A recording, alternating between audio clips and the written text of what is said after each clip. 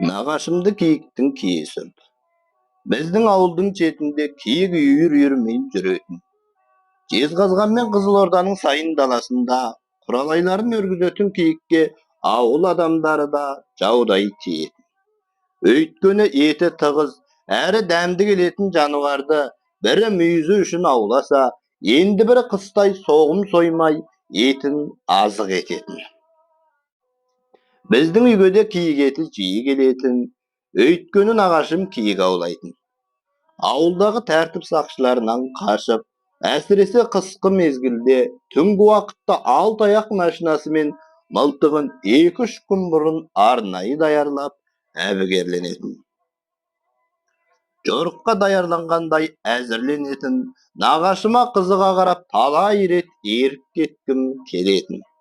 Алайда шешем жібермейтін, нағашыма да киіктің наласы жібермейді, қойсаңшы деп сөйлеп жатқан талай естігем.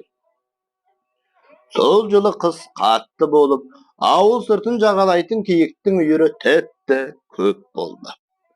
Оларды ашқасқыр ауылға қуып әкеле ме, әлде сол жылғы қыстың қаттылығы әсер етті ме, ауыл сыртын паналаған киіктерді кейбіреулер атпен ит ертіп, қуып жүріп аулап жүрді.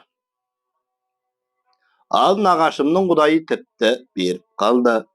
2 күннің бірінде кеш бата, жарығы өткір панарын қомдап, алтаяқ машинасымен кетіп бара жататын. Қыстың бір күні нағашым киік аулауға кеткеннен қайта оралмады. Ауылда ағайындар іздеп шығып, жол талғамайтын алтаяқты көлігімен кеткен нағашымды ауылдан едәуір жырақ жерден тауып әкелді. Киік аулаудың қызығына түсіп, ауылдан да біраз ұзап кетсе керек. Бір жағына қисайып аударылған көлігінен ұшып кеткен нағашым есінен танып қалыпты. Ауыл тұрғындары жазықсыз жануардың наласы қойсын ба, киіктің киесі бар деп жатқандарын естіп қалдым. Алған жарақаты айтарлықтай болмаса да, бірақ нағашым содан кейін оңбады. Түнгі уақытта чалықтап сөйлеп, еліріп айқайлайтын. Жаман түстер көремін үнемі дейтін.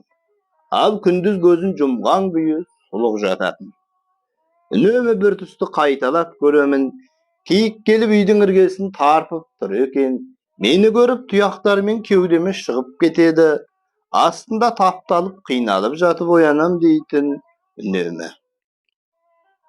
Туысқандар кезек-кезек күзетіп жүріп, бір күні солай қиналып жатып, айқайлаған күйі үзілді. Мен де жол апатында қолы ғана сынып, суықта біраз жатып қалған, аздап суықтанған нағашымның аяқ асты өлімі түсініксіз болды. Алайда ауыл тұрғындары нағашымды киені жануардың киесі жібермеді десті.